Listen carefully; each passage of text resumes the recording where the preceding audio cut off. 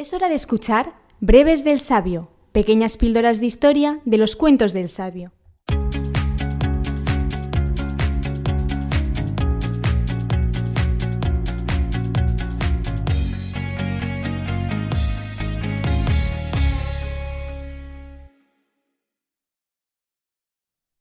Hola y bienvenidos de nuevo aquí a los Breves del Sabio, un pequeño espacio dedicado al pasado.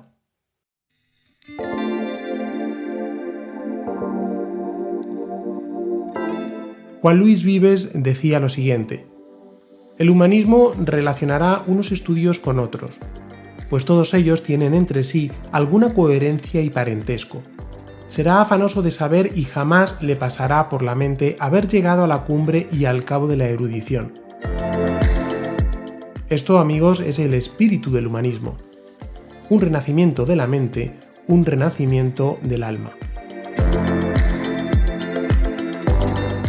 Acompáñame a conocer un momento de la historia donde el hombre aparta las telarañas de la ignorancia en un movimiento cultural y científico llamado humanismo, y que además vino acompañado de tensiones religiosas, dos movimientos que sacudieron los cimientos del pensamiento y la religión en Europa durante los siglos XV y XVI.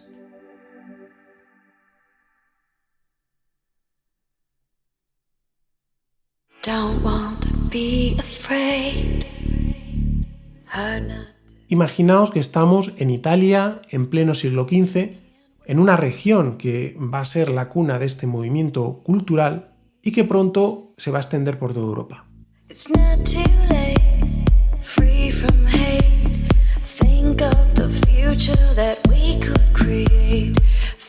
Entonces, la mentalidad medieval, que colocaba a Dios en el centro del universo, comenzaba a ceder ante una nueva forma de pensar, una que ponía al ser humano en el epicentro de todo. A ese enfoque se le llamó humanismo. Esto no significa que Dios quedará relegado, simplemente que se redescubre la figura del hombre, sus capacidades, sus talentos, el raciocinio. Se desempolvan los viejos libros de la antigüedad para rescatar al hombre que había quedado empequeñecido en los siglos medievales.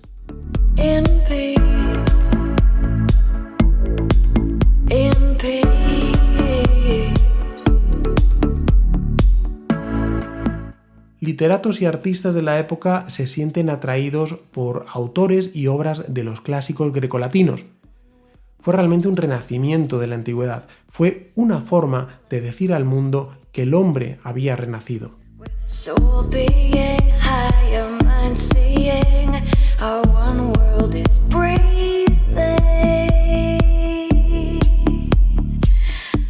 Pero ¿qué fue lo que realmente caracterizó a este movimiento revolucionario? Primero, que el humanismo rechazó la mentalidad medieval, una forma de pensar centrada en la idea de Dios, y en su lugar exaltó al ser humano, considerándolo como el único dotado de razón y libertad. Los humanistas se zambulleron en la cultura grecolatina, estudiando la lengua griega, y permitieron así la traducción de los grandes autores clásicos como Platón y Aristóteles. Fue como abrir una puerta al pasado y traerlo al presente. Además, el humanismo también impulsó el interés por la ciencia y el progreso técnico. Se basó en la observación y la experimentación, sembrando las semillas del pensamiento científico, un pensamiento que florecería más tarde. Pero eso no es todo. En lugar del latín y el griego, las lenguas vernáculas como el francés, el italiano y el castellano se convirtieron en los vehículos de transmisión cultural. Incluso la Biblia se traduce a estas lenguas. De alguna manera, el conocimiento empezó a democratizarse. Muchos humanistas intentaron unir la herencia de la cultura clásica, el interés científico y los valores cristianos. Uno de los máximos representantes de este humanismo cristiano fue Erasmo de Róterdam, un verdadero genio de su tiempo. La difusión del humanismo se aceleró gracias a la invención de la imprenta. Imaginaos la posibilidad de imprimir libros en grandes cantidades. Esto realmente era un sueño hecho realidad. En un principio, algunas ciudades eran las únicas que tenían imprenta debido a su alto costo, pero pronto se extendió por toda Europa. Se publicaron cerca de 200.000 títulos del siglo XVI. Esto cambió la forma en la que la gente accedía al conocimiento. Las academias, las universidades jugaron un papel crucial en la propagación del pensamiento humanista. Eruditos bajo la protección de mecenas se dedicaron a la traducción de manuscritos y al intercambio de ideas, una auténtica explosión intelectual.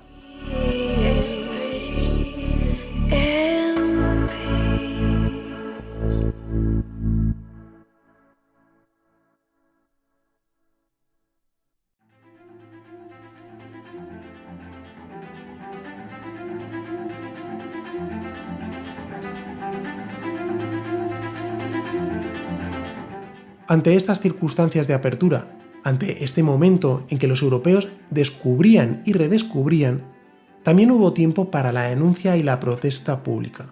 La Iglesia había acumulado siglos y siglos de corrupción y el mensaje de Cristo se había alejado de Roma. El ambiente religioso en el continente estaba crispado y el terremoto en el mundo de la fe estaba en camino. El malestar en la Iglesia se hizo evidente. El lujo excesivo, el clero poco culto y prácticas cuestionables llevaron a un crecimiento del descontento. Aquí encontramos a un joven agustino llamado Martín Lutero que hace un viaje a Roma en 1510 y vive una experiencia que le cambiará la vida. Martín Lutero comenzó a cuestionar la Iglesia Católica después de asistir a una reunión de clérigos en Roma. Quedó consternado al ver cómo los clérigos vivían lujosamente gracias a las indulgencias, lo que le llevó a escribir sus críticas contra la Iglesia. Lutero abogaba por la educación y la libertad individual, inspirado en la idea de que cualquier persona, según su fe, podía conectar con Dios. Fue entonces cuando el 31 de octubre de 1510 Lutero clavó sus tesis en la puerta de la Catedral de Wittenberg, lo que provocó un debate público sobre la Iglesia y sus prácticas. Debido a sus puntos de vista, Lutero lógicamente fue excomulgado por el Papa León X en 1521. Sin embargo, logró evitar la pena de muerte gracias a la protección de Federico III el Sabio y fue desterrado en lugar de ser ejecutado. Durante su destierro, Lutero residió en el castillo de Warburg y tradujo el Nuevo Testamento del griego al alemán. Lutero apoyó a los nobles para sofocar una revuelta campesina relacionada con sus escritos. También se casó con Catalina de Bora en 1525. Lutero aprobó la Confesión de Augsburgo, un documento que expuso sus reformas y los abusos del clero. Martín Lutero dejó un legado que revitalizó la conciencia civil ante la Iglesia. Su reforma religiosa nació de un conflicto personal, a diferencia de otras vertientes del protestantismo, como puede ser el calvinismo, que surgió por conveniencia. Lutero falleció el 18 de febrero de 1546, dejando una profunda huella en la historia religiosa y civil de Europa. Por supuesto, esta historia no quedaría completa sin conocer las medidas que adoptó la Iglesia de Roma. Esto es lo que conocemos como la Contrarreforma Católica. La Iglesia, para frenar la expansión de la Reforma, persiguió a los protestantes, pero además emprendió su propia reforma interna. Es decir, que para la propia Roma, el tirón de orejas de Lutero provocó la reacción contra las malas prácticas que vivían enquistadas entre sus miembros. Surgieron tribunales, autos de fe y un índice de libros prohibidos. La lucha por el alma de Europa estaba en marcha.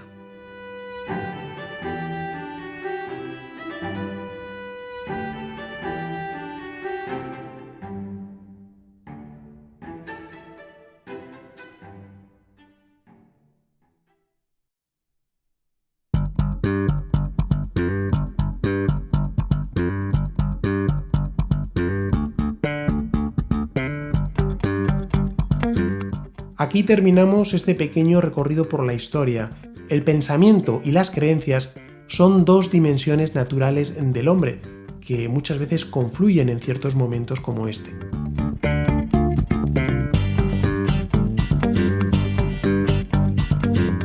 Espero que hayáis disfrutado tanto como yo a la hora de contarlo, y si lo que habéis oído os gusta, no dudes en suscribirte y compartirlo.